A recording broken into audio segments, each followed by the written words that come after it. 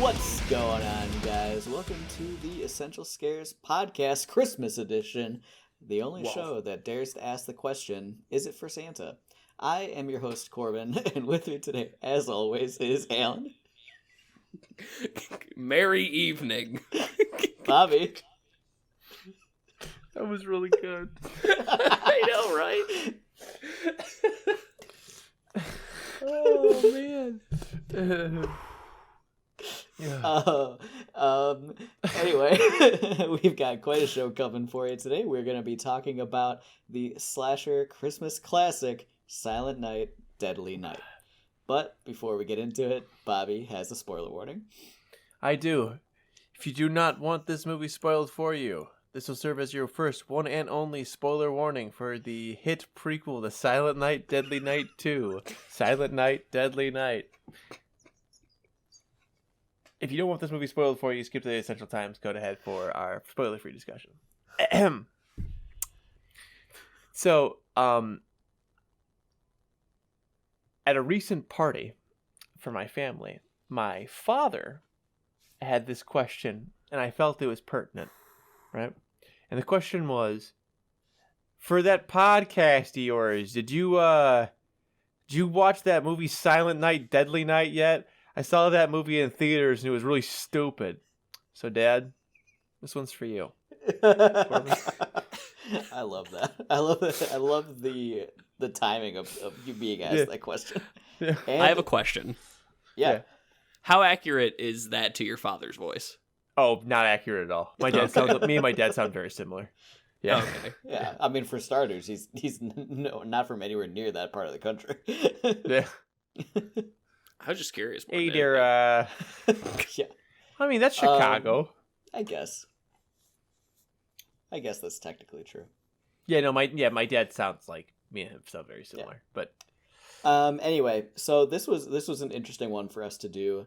For all of our listeners and viewers, if you weren't around with us before, last year we were doing a different show, and we had kind of decided to pivot over to doing horror. Actually, this was from like 2 years ago.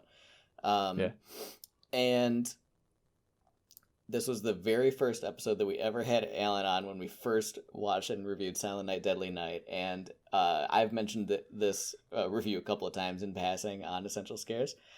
And I think what was most interesting for me rewatching this is that I've started watching horror movies in a different light since the last time we watched this movie. And I liked it so much more this time. Okay. And I liked it last time. But something about it this time, I was like, there were so many little pieces where I was just like, oh, that was perfect. That was exactly what I would have wanted out of this movie. I have a very similar approach, because where I was watching this movie compared to where we are today, my scope of horror has changed dramatically. So I kind of had a very similar route where watching this again, I had a grand old time. I watched this today, as of the day of recording, about, what time is it? I don't know, like 3 hours ago. And I definitely enjoyed it more this time around, just kind of appreciating the nonsense that this movie is. I don't think I got it last time. I got it this time. I thought of you when I was watching it this time. I was like, you know what? After watching all those Friday the 13th movies, Alan is going to have a newfound appreciation for this. Oh, absolutely. The music, man. The music, the music, the vibe. It really does kind of feel like it took a lot from those earlier Friday the 13th movies. Yeah. Like, it really wears that on its sleeve. And I'm all here for it, It's a fun time. This movie confuses me. I'm just going to make this because for a movie that spends so long just moving from point to point just to justify the next kill, it also spends so long building up Billy as a character. It doesn't know what it wants to be at all. See, I actually really loved that watching it this time. Oh yeah, yeah, Yeah, for sure. like because what I really like is that by the time Billy starts killing people, which is like 38 minutes into the movie or whatever, about halfway, you have no questions. You don't question why is he killing people. You don't question why is he in the Santa suit. You don't question why now, why those people. You don't question how is he so strong. Like none of these things are wonders that ever enter your mind. And compared to a lot of other slashers where I think those you wonder those things, I really liked that in this one. Yeah, by the time he's slashing, you're just like, yeah, he was born for this. He doesn't want people to be naughty. Yeah. But I don't need that in my horror movie. That's like, I don't need all of this set up to the punchline. Yeah. Like, I let me be very clear. I enjoyed watching this movie when it got to the fucking point already. But there were there were plenty of bits that like they spent like a good like 30 minutes on something that could have been a good 15. You know what I mean? Like they doubled up with Billy being a kid. Like He's I was like, oh, that long. He's like a kid for like 20 minutes of this movie. And like it's really just one big scene. Yeah, but like you only needed the first half of that scene to get the point across. You didn't need. No, they had to set up. They had to set up how I don't know. they have the Santa that comes by on Christmas because they had to set up the double Santa kill at the end of the movie. Like so stupid. That was it so all good. pays off. It all pays off. He was deaf. Of course he didn't hear. I love it. And then they're just like over it. Like they don't... yeah. well, and just the fact that it's like a man was just murdered and don't worry about it. Yeah. What? And also, he's the priest. Like, yeah, exactly. Like this is like a core part of the orphanage was just murdered. Yeah. Also, the reckless endangerment of children in this movie is hilarious to me because it's like they shoot towards kids. The children. Twice with both Santa kills, they're shooting at kids. Bullets don't just stop. I mean, maybe they stopped with them. Who knows? Yeah. If you know you get a little grazing shot, little Timmy over there just took some lead to the skull too. They're lucky they didn't kill like 4 kids. The thing is that everybody in this movie is a crack shot. Nobody misses. Yeah. Oh, yeah.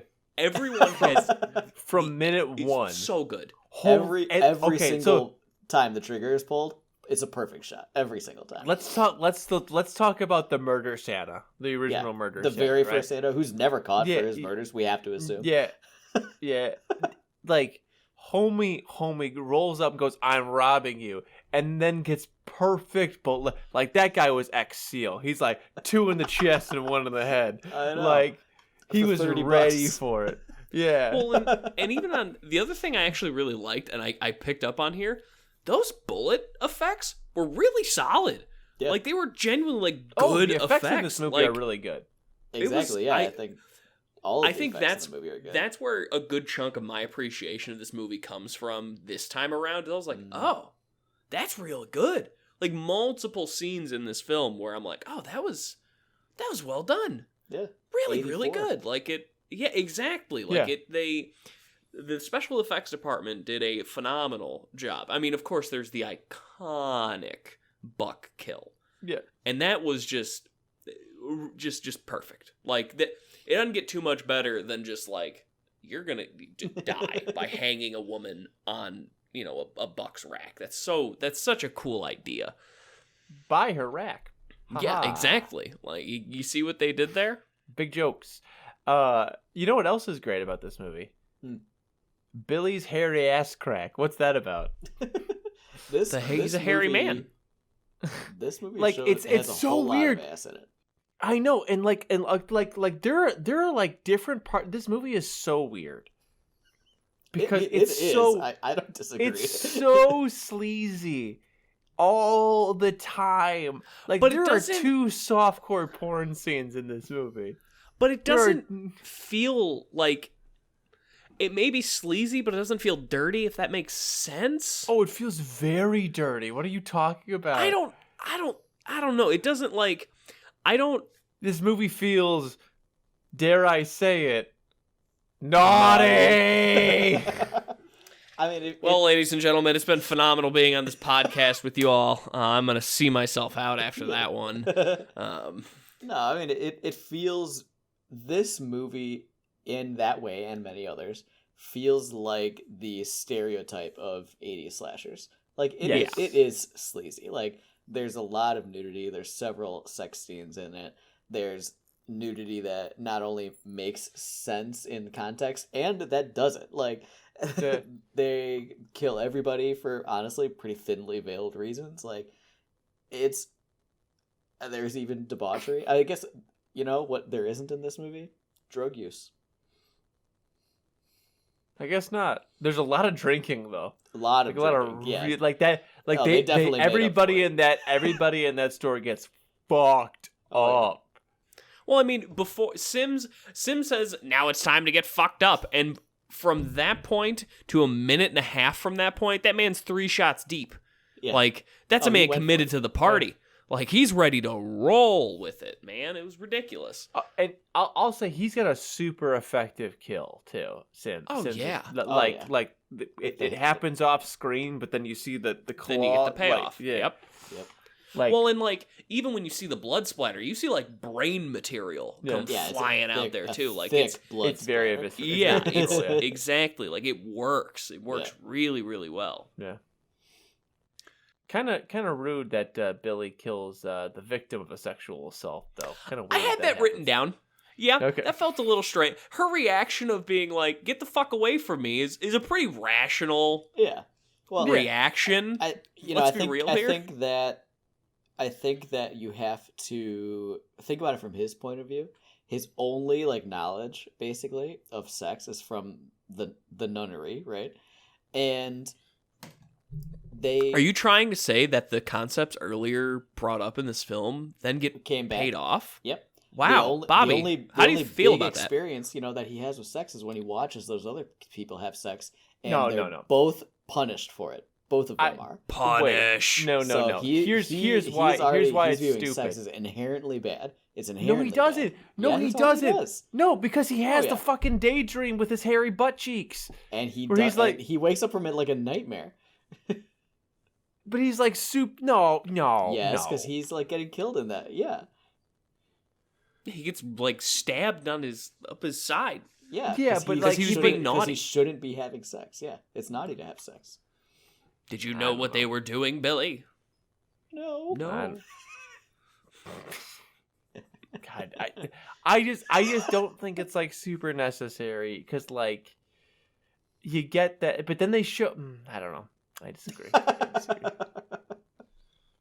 Or they could have can made all- it shorter. We can all agree that Andy being killed was wonderful and deserved and was just great. Plus the idea of just Yeah. like, oh, I can just lift you with one hand is like inherently scary. That whole idea is Yeah. just obscenely ridiculous. I mean, And we it just- literally got that sexy pan up shot of Billy just so he could lift him with one hand later on. Yeah, Yeah. Oh yeah. it was awesome. Yeah. I also think that like this movie decides it stops giving a shit about continuity about at that after he kills what's her name with the bow and arrow. Mm-hmm. Mark? then he's No, just it's like not Mark. popping up in random places. Yeah. To kill people. Like literally they had this scene that comes out of nowhere, and I listen, as much as I'm faulting this movie's beginning for being too slow and boring for how this movie devolved, I just wanted it to devolve quicker, I think, more than anything else, because once it starts devolving, that's when the real fun is. But like the scene where it comes out of nowhere with like there's just these chicks like, let's go sled late at night, and then the bullies show up, and then he's like, naughty, and fucking chops the dude's head off. I love that. That's so good. Favorite scene in that entire movie. It's so it so has no point. It has no place in this movie. That's so good to be there.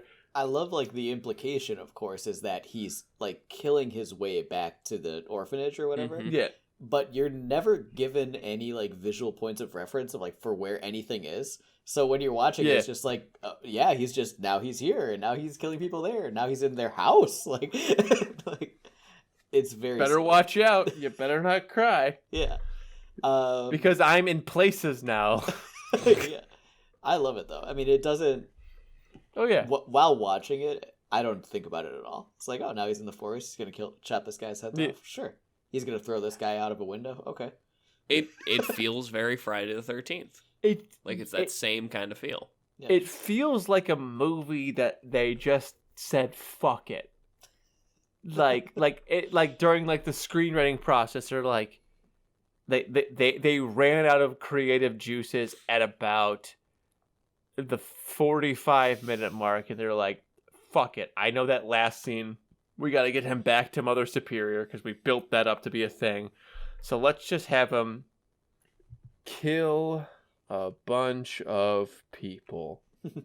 30 and we'll just have that. Yeah. and we'll just have the director figure it out, Yeah. right? Ad-lib. Wait, what happens here? I don't know. You tell Tell me us. what happens. Yeah. You tell Well, me, I I'll do- write the script. Well, I do want to see another girl's boobies, so we'll make sure that this girl doesn't wear a shirt the entire time. And I got my cousins, and they like to sled, so we'll chop their head off. Right. But like again, those are some of the best bits of this movie. Are the parts that feel so sequential. They feel so like you could put them anywhere in this movie, and you'd be like, yeah, I guess. You know what I mean? Like, I agree. like this movie tries and doesn't, and I think that's the beauty of it. Like, this movie is not. There are bits of this movie, like the practical effect work is really good. Some of the character work is really good, but like this movie is not intentionally good by any means, and yet it is, right? Like I was explaining, like it took me a minute this time to get into it. Like I was saying, like I started watching this movie, I was like, I don't even want to watch this anymore because I was so bored by the, like, once you get past the beginning, which I think it's legitimately excellent, right? Minus with the murder Santa. in the yeah. Mhm. I think the murder Santa is kind of legitimately scary. I think the part with Grandpa being like catatonic, but You like see faking Santa it. Claus tonight, boy. Yeah, You're like gonna run faking for your it for life. some reason. Like it Yeah. doesn't make like that. That was totally unnecessary. But then seeing Santa Claus and having it be like this movie is full of weird And unnecessary. then him be a things. Navy SEAL that just pops the dad Dude, while he's 3 driving shots in through the reverse. dash, man. Jeez. Perfection. Like it's 3 While he's shots driving, every time. That's yeah, a moving car. yeah. Yeah. It's almost like whoever wrote this movie has never shot a gun in his life. Yes, honestly. I also, the other thing I think we have to shout out is how mad the murder Santa is when he's like, $31. I killed a know. man for $31. Like, even in He's only like mad about 84, the that sucks. monetary amount, though. Like, he's totally cool with killing that guy. Yeah. Yeah, it's purely like, I only got 31 out of this. Yeah. What the fuck? Like, ugh, that just, I found that whole bit just hilarious. I think Also- the only thing that I think is a little bit weird about Murder Santa is that he was clearly ready to kill Billy. And Billy's like 5, right? Yeah. But he draws the line somewhere because he does not kill Billy's brother. Yeah. How yeah. old do yeah. you think? How old do you think is the age that he's like, okay, well, now I'm not going to kill the kid? I think it's when it's the. I don't know, man, because like he runs away, right? Billy Kinda. does, yeah. I mean, he's like hiding. Yeah, He says like he couldn't find him. Billy hid in that Yeah. bush for days, probably. So like I think what it was, if I can make a stupid joke, like make like weird connections, is less that he was like trying to, like, he wasn't going to kill the baby. He got focused on Billy and then just said, fuck it, I'm out of here. And was like, Billy won't remember. and the baby's too young, so I've got a good chance of getting away with this. I'm out. Right? Like, I think you can reasonably make that connection. But yes, I had the same exact thought of like, but excuse me? Why didn't you kill the baby? Yeah. It's almost like they knew that they were going to make a sequel, and they had I to don't have know. some. The sequel came out quite a while later. 3 for years. them to have known that, yeah, in advance. I don't know, man, because like, why would they? Why wouldn't? I guess they probably just felt like they couldn't kill the baby. Maybe. Yeah. Yeah, I mean that's the obvious Well, I real mean- answer. I was just Like they actually can't do it. Plus, with the sheer amount of pushback this movie got contemporary to its time in general, I think if you added on a baby kill, not only are you going to have like the typical people in the mid 80s who would hate this movie, I feel it would have just been a total condemnation at the time. Also, I'm realizing something right now. yes. Yeah. They changed their name in the sequel. I'm pretty sure it's Chapman now, right? It's like Billy Chapman is his name. Oh, the last name? Yeah, but I they changed it to couldn't like tell you what it is. Caldwell in the sequels. I'm pretty sure Ricky, which is the younger brother's name, who is who's a very major player in the sequels. Yeah. His last name is Caldwell, which is like, why would you change what like? I don't remember them ever mentioning. It was definitely honestly, they had the name in the credits. I know, because I was like, huh, Chapman, and then I was like, that seems different, but I don't know. I could totally be wrong. maybe, or you could be totally right. It's Anyway, hard to say.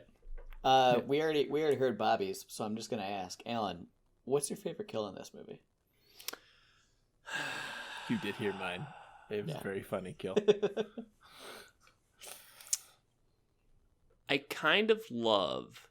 Let's discount the buck. I think it's Okay, easy that's to fair. say that's Yeah. That's That's- the iconic one, right? Yeah, we can't. That's That'd be like saying, no, we can't. Yeah. We can't do that. discounting that one. I kind of love the bow and arrow kill because it's so fucking ridiculous. That one, there's a bow and arrow in this store with an arrow sharp enough to kill a person. And strong enough to go straight all the way through. Exactly. Yeah. I love how stupid that is. And it's such a dumb kill. Like, there's better kills. There are many better kills. The police officer that gets an axe to the stomach, it's a better kill than this bow and arrow. It is. But I just there's love some cool camera work in that Yeah. shot. I want like where like it's a legitimate does, horror like, scene. It does like an upside down like thing. Yep. Yeah. Well, and I think also what I like about that kill is leading up to the bow and arrow kill. Him starting to sing "'Twas the Night," or just say "'Twas the Night Before Christmas," like that works. Like, that is creepy. He's already like in his like I'm a killer Santa mode, and it just that whole sequence kind of just really works for me a lot. It's very, very good. Very good. What about you? How Corey? about you? So mine it probably is when he is killing the boyfriend of the chick who gets hung up on the deer, and they're fighting or whatever, and then he just throws him out of the window, and that gigantic piece of glass gets like just carved like right through his stomach. I love that. He's also got one in his face too. Yeah, because this is certainly not the first thrown out of a window scene, right, that we've seen at this point. In slashers in general, it is the only one in this movie, but and especially going back to the Friday the 13th influences, Jason does this all the time. He's always throwing people through windows, and it stuck out to me how much better this thrown through the window kill was than any other thrown through the window kill I've seen in recent memory. It's more visceral. You feel it. It feels like he dies for a reason and not just because like he hits the ground, which is of course realistic but not interesting.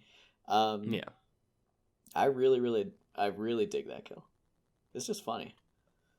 No, I It's like, agree how'd with those you. big pieces of glass get there? Yeah. like it's very Suspiria-esque. It is. Yeah, like Which I like, think of Suspiria a lot when I watch this movie, just because of Mother Superior. It always makes me think of Suspiria. okay, that's I was gonna say this movie and Suspiria are very different except for Yeah. those two little bits. Literally the only things they have in common: Mother Superior and Yeah. Glass. I'm like one's a masterpiece of theater And the other is Suspiria. movies, and the other is Silent Night, Deadly Night. Oh, Alan. We're gonna have to We'll we'll have to review that movie. Yeah. There's something else I want to mention that's like completely going in a different direction. But Yeah.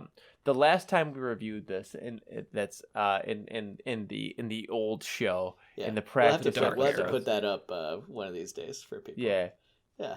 I'm almost positive, because I wouldn't have noticed it otherwise, that you mentioned that like the Christmas song that they play is an original track, Yeah, they wrote that for this movie. and it's shocking. It is shocking how much it sounds like just a normal Christmas song. Like it's Yeah, but the well lyrics done. are all just like, they're like Yeah. kind of creepy. They're a little Yeah. bit, self-referential, but yeah, for sure. Like if you don't really pay attention, you're probably just like, oh yeah, a Christmas song. Yeah. Yeah. There's Christmas songs I don't know. Like there are little ones.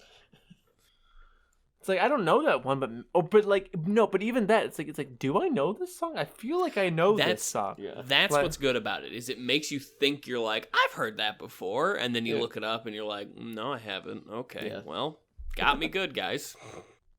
And like that's why this movie is so confusing to me. Is there are bits that are like given with such tender love and care, and then there are other bits that's like, what's happening? You know, and I feel like a lot of that is more intentional than you give it credit for. I don't feel like it can be, man. I don't feel like it can, because like I've given like even like when we look at like what is it called, Malignant with James Wan, like Yeah. I was like, some like, because of this had to be intentional, and like other people aren't getting it, but I think it's good. Like but like this feels very much like there were parts where they guys were like, fuck it, you know what I mean? Like, we're just gonna do this scene, whatever, like, and that's how it went. But then at the other time, they're like, well, we've got time now, let's really fucking bang out. Or like the dude who did the music was just really talented and is like, here, this is how we do it. Yeah. And like I feel like this movie had like, it min-maxed its talents. It does. This kinda feel movie that is way, actually, this yeah. movie is a glass cannon. Okay, Yeah. that's exactly what this movie is. Yeah. It's like we'll be really weird on story, we'll be really good on special effects, and we'll be really good on music, and we'll be really just we'll be really good on fun, but very low on substance. I don't really need a lot of substance in my 80s slasher movies. No, yeah. In all honesty, they max the right bits, but Yeah, the parts and- that they min so hard that it's like, this can't be considered a good movie. It's like playing Fallout, and if your intelligence is too low and you literally can't communicate with other human beings. It's like that level. Like, or when you get like in like you're talking about like in New Vegas where they give you low charisma options. Yeah. mhm. Yeah, no, exactly. Like, it's just like, what the hell? It just doesn't. So much of this movie is just so confusing, but on the whole, you're like, yeah, I think I enjoyed this. Like, I don't have an I think. I have an I've thoroughly enjoyed this no, okay, yeah, kind no, of a yeah, moment. yeah, for sure. That would be the only, I would say, difference Yeah. there is like, I definitely agree with you that the beginning can kind of drag a bit. Like, and I don't know, I'm kind of conflicted on it because I like, the implication is this kid basically goes through what, like 10, 15 years of abuse at the hands of Mother Superior, which then leads him to 13. go on a psychotic break and start killing people finally. So you kind of have to find a balance of explaining that without just going, and he kills people now. Well, it's funny So- because like in a lot of movies, especially 80s movies, slashers, it is just they kill people. A lot of times Yeah. the reason why they kill people is just as simple as like a lover scorned and now he kills 20 people. Um, I mean, Michael and Myers, he just kills evil. people. Yeah. Yeah. Yeah. And I love that they go so hard on like there's like condemnation of the church and on the back end of this. There are comments about like mental health and PTSD like way before people were really talking about that. And it's like, is this movie really smart or is it just trying to make up excuses? And sometimes it's hard to come to terms sometimes, I think. This But movie I got lean lucky. to- This I- movie I definitely think got it's- lucky. I think it's smarter than I agree, I think, because I think it's smarter than it meant to be, but it ends up saying a lot without saying that much. Do you know what I mean? Now, listen, people have Yeah. told me I'd read too much into these movies. I'm going to say right now, Corbin, you're pulling a me and you're reading too much into this movie. This No movie is way. not meaning to have a comment on PTSD or abuse trauma at all. Even if it is not doing a good job of it. It is not meaning to condemn the church because you're forgetting one of the other main characters and good guys is also a second nun. But Like, she's it's young. just- This is a commentary, right, on the old ways of the church, like a post. So you're saying that this movie is like Yeah. Vatican II? Hell yeah, big about Yeah. Vatican II, which is not a condemnation of the church. Of Like, the old at all. of the old ways. Kind of is. It's this movie. You're giving this movie way too much fucking credit, man. No. I think some of these choices were made intentionally. Maybe even all of them. I feel like this movie stumbled ass backwards into possibly maybe having a message. Like, because I see what you're saying. I Yeah. do. But like also like they're so ham-fisted on it,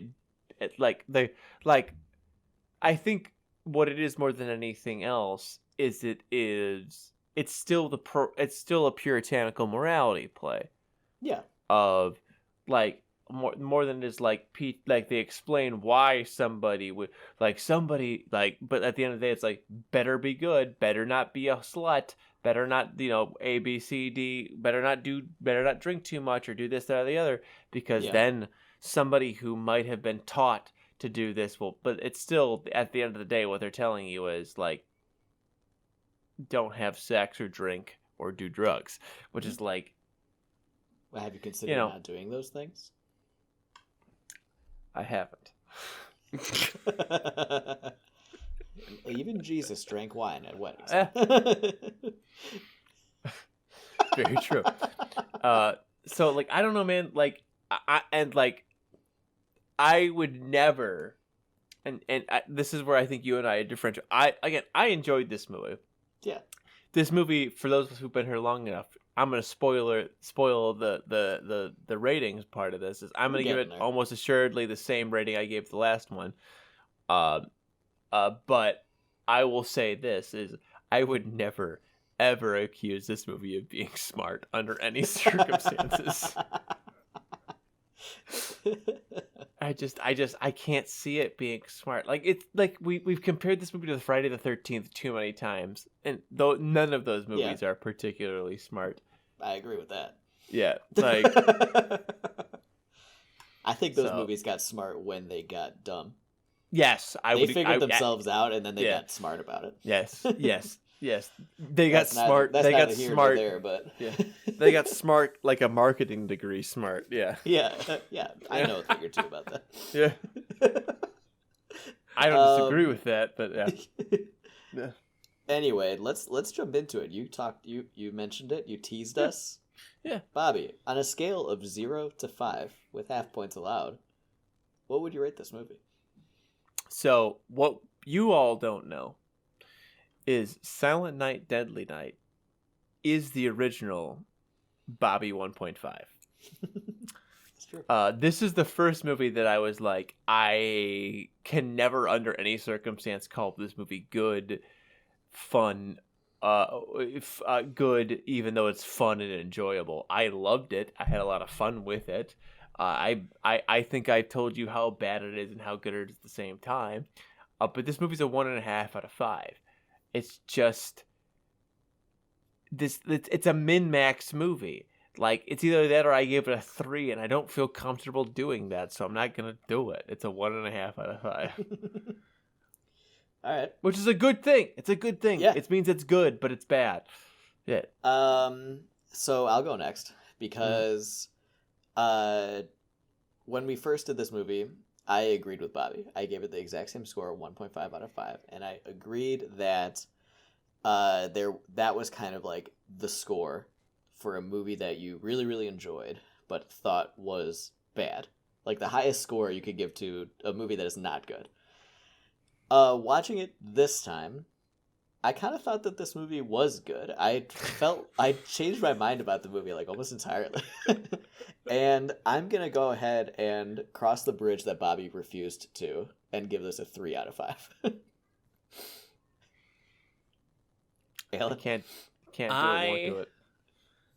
Am right there behind you on that bridge, Corbin. This movie's a 3 out of 5. Yeah. All right. I believe I gave this a 1 out of 5. It sounds it was like really that's low. Yeah. I didn't get it last time. I got it this time, okay?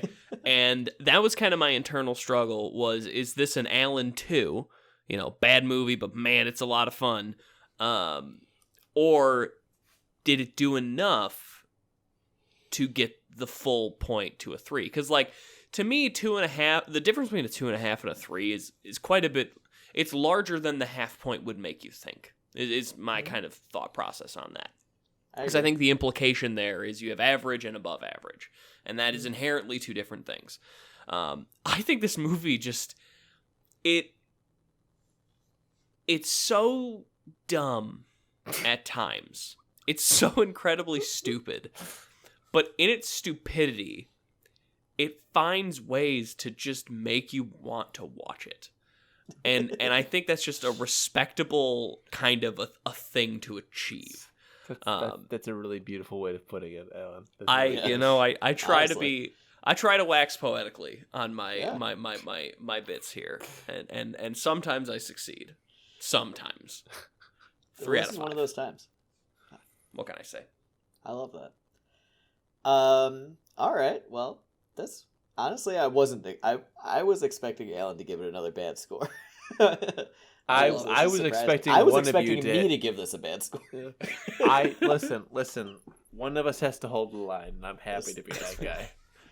Well, moving on. Spoiler free, guys.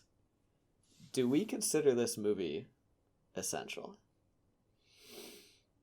Going in reverse order, starting with Alan. I hate you.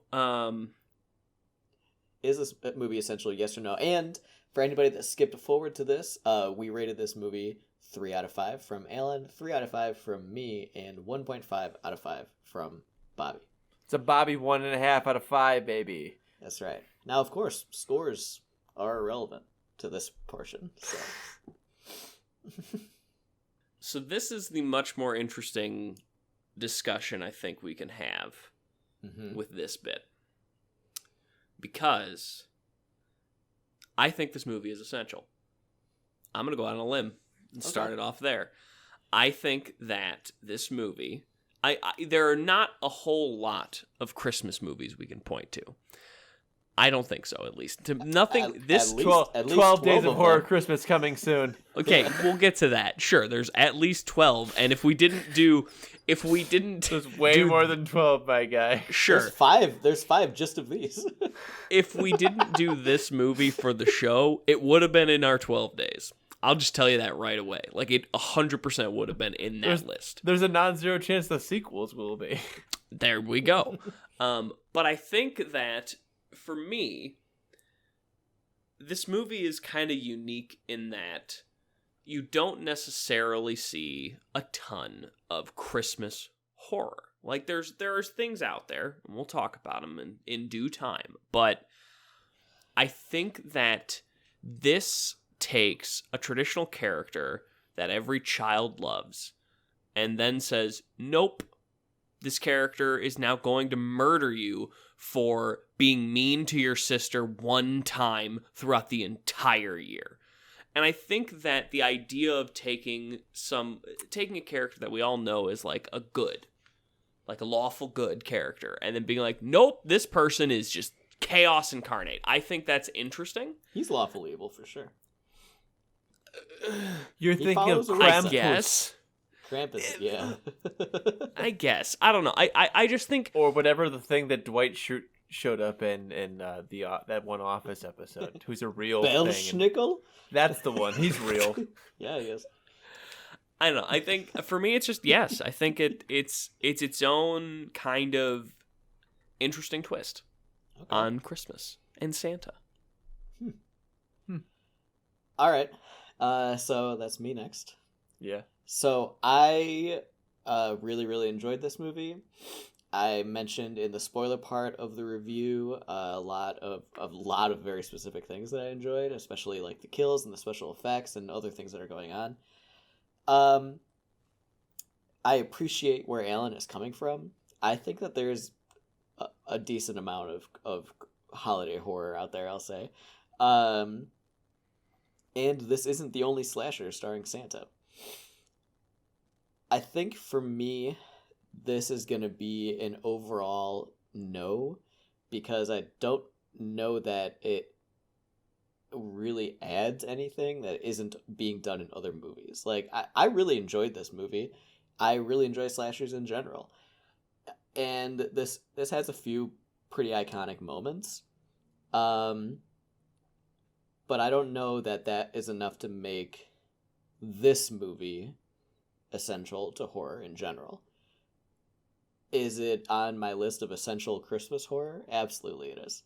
But that's kind of like a niche within a niche list. So I don't think that makes it a yes overall. So for me, it's going to be no.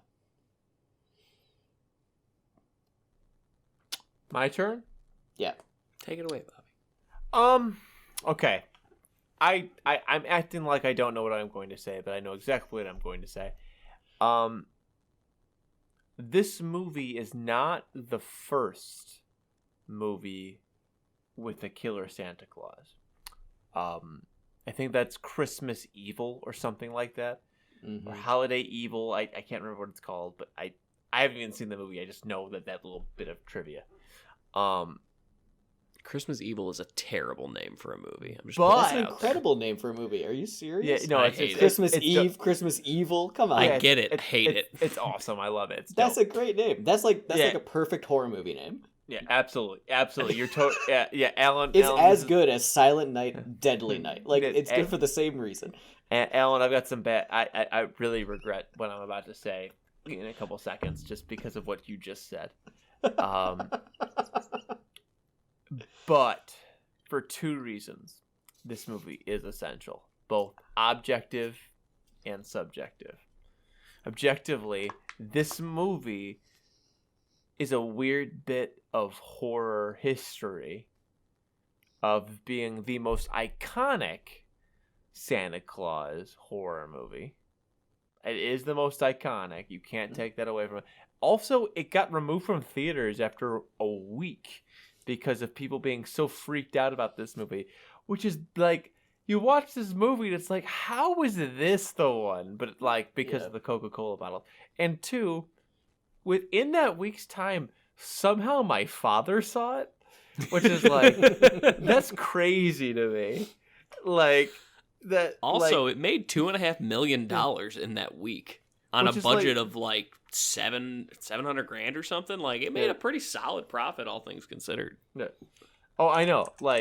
And your dad contributed to that. That's awesome. I know.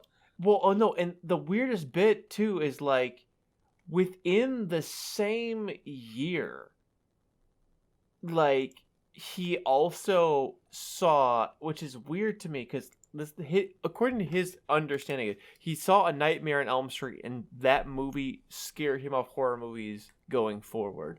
So he saw Silent Night, Deadly Night, and then within the week, apparently, saw A Nightmare on Elm Street, because they came out in the same They year. came out right at the same time. Yeah. Yeah, saw that and was like, nope, that's it, I'm done. Like, saw one was like, that movie is stupid, and then saw the bathtub scene in A Nightmare on Elm Street. Was like, I'm done. So like, that's like, I can't not say yes to that, because he saw the lows and the highs of horror. Is like, that's all I need to see, ladies and gentlemen. That's the genre. That's the genre right there. Yeah. So like so subjectively that's why, but objectively, like, it's iconic, man. Like, it is an iconic movie, and it's iconic for both positive and negative reasons.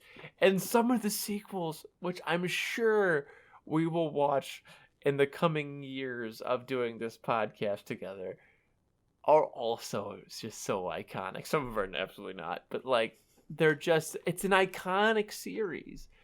Maybe not for the reasons the directors wanted them to be, but absolutely iconic. So yeah, it's essential. It's an essential. It's one of the essential horror Christmas films. There you go. One of two, I'd say. Next to Gremlins. One of three, I'd say. With Krampus. One of three, I'd say. With Black Christmas, obviously. Yeah. Anyway, speaking of Garbage Day, where have you guys been at lately? What are your handles? That was good. If you have any Christmas updates for us, let us know. This episode is airing, of course, a couple of days right after Christmas, so, fill us in. What's going on, guys? Alan. You can find me at a seal punter just about anywhere. I got the news from my father just yesterday. I'm not making a turkey. I'm making a ham. So Ham squad. I don't mind that, because frankly, ham is delicious. And on top of that, it's way easier to make a ham than it is to prepare a turkey, where I'd have to make stock and do all this other shit. So I will be making a ham.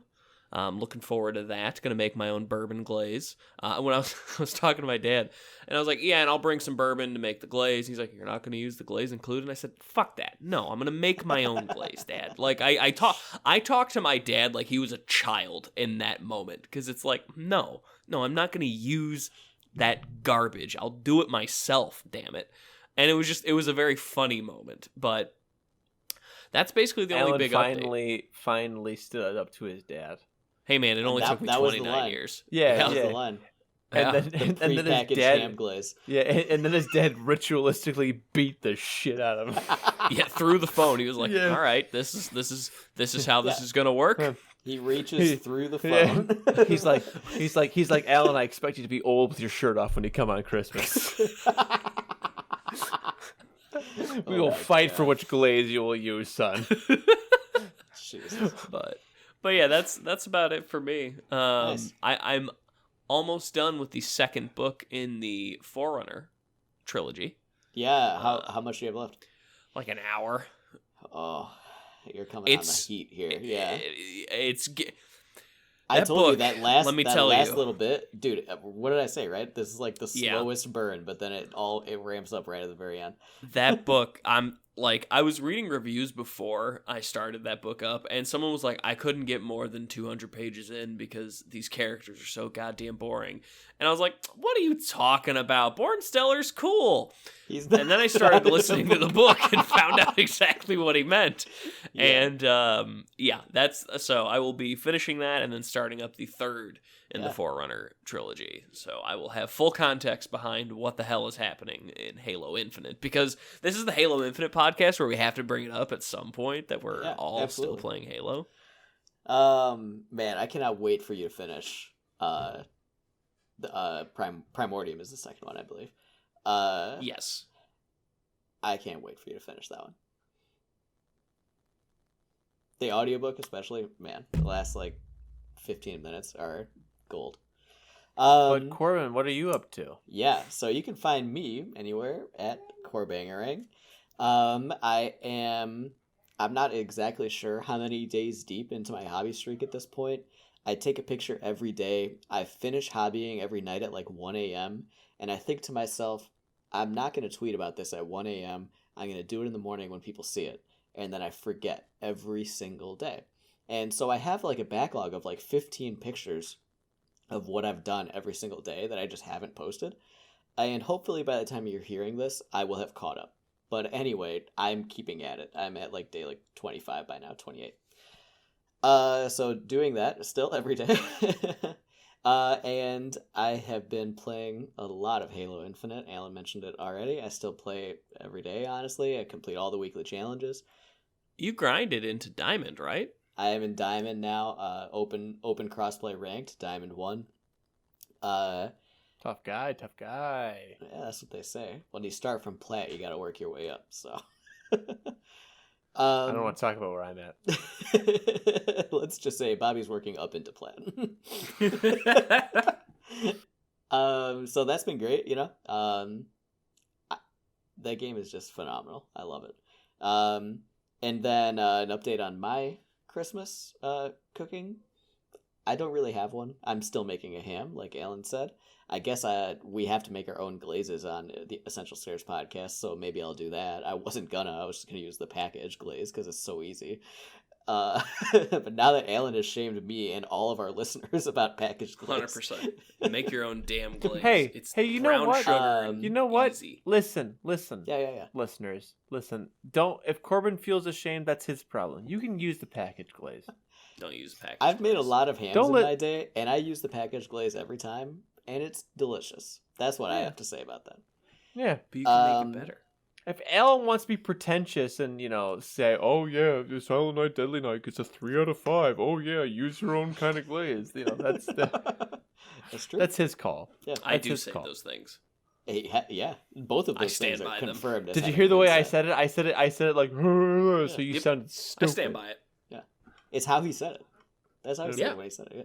So I've got a Rewind ham too. So 3 I minutes. guess we're gonna have a ham off. So stay tuned for that. Ooh. But yeah, there we go. That's me. Oh, you know what? I'll probably make donut bread pudding again. I was thinking about that. I haven't made that in a long time. I think it's time. Yeah, that'd be Big nice. fan of that. Big fan of that. That'd be good. It's really nice, really tasty. Oh, me? Hi. Yeah. Yes, you can find me at twitch.tv/theredweenie. All my relevant socials are in my profile page. Super easy to get to. I'm on Instagram and Twitter. I am very sparsely active on both. But I do try to stream at least once a week, weekly. Destiny, Halo Infinite for Christmas. I've got all of my Christmas shopping done at the last minute. I killed it. I did it. I'm super stoked. I feel like I really nailed all the Christmas gifts I needed to get. I feel like me and Mel are ready to go into Christmas and have some really happy people, which would be nice because it'd be nice during the season of giving to do that. I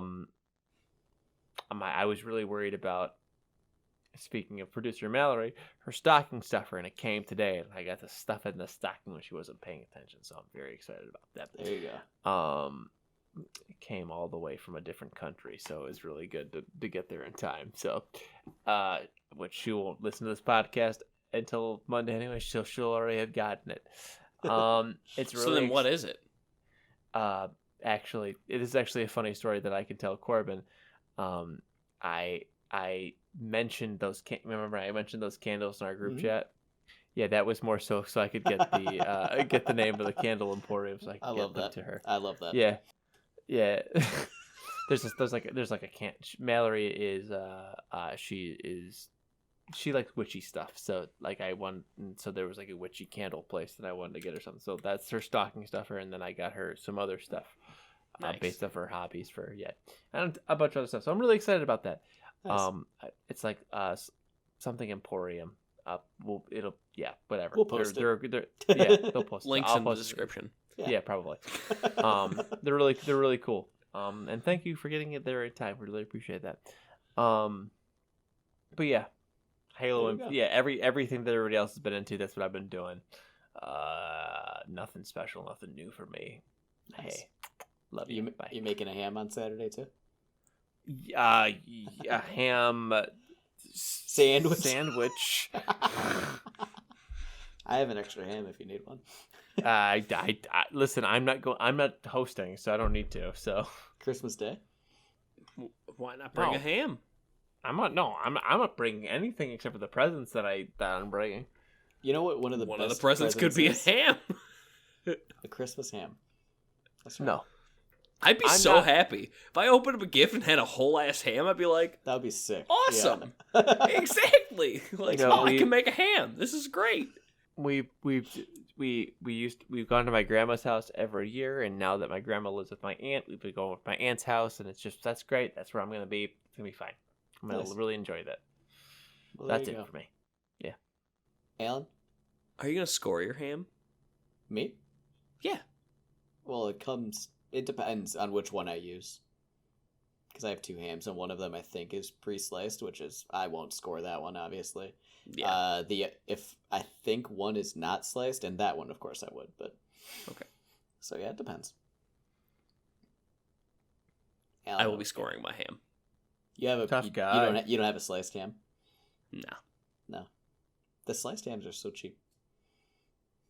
I didn't have to pay for any of this. This is all my dad, so. Fair. Anyway, that's been the show this week, guys. You can follow the podcast anywhere at Essential Scares. If you liked this episode, you're probably going to love our 12 Days of Christmas. Follow the Twitter, follow the Instagram, and check out our Letterboxd reviews every day. Starting on Christmas Day, we have been releasing a Christmas horror movie review. Kind of like our 33 Days of Halloween, but, Christmas. Share the show with your friends and family this holiday season. We love all of you. Next week, we're watching Terror Train for New Year's. Thank you, Bobby. Thank you, Alan, for being on the show. I've been your host, Corbin, and this has been Essential Scares. Punish that naughty breakdown, baby.